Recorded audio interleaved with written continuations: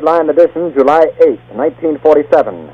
The Army Air Forces has announced that a flying disc has been found and is now in the possession of the Army.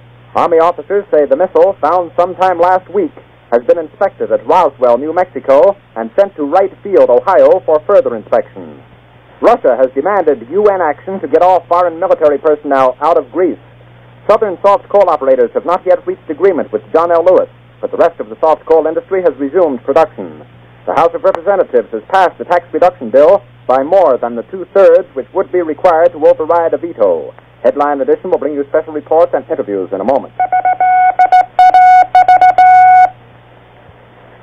The American Broadcasting Company and affiliated stations present Headline Edition with Taylor Grant. From all over the world, wherever the day's headlines are made, Headline Edition brings you accurate, timely reports on the news behind those headlines, plus informative in-person interviews with the men and women who made the headlines today.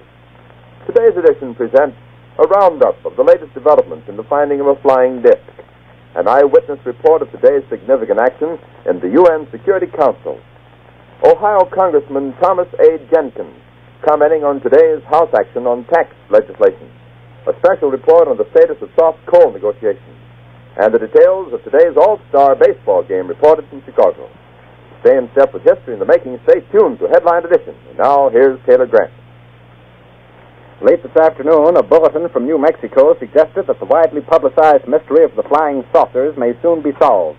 Army Air Force officers reported that one of the strange discs had been found and inspected sometime last week. Our correspondents in Los Angeles and Chicago have been in contact with Army officials endeavoring to obtain all possible late information. Joe Wilson reports to us now from Chicago.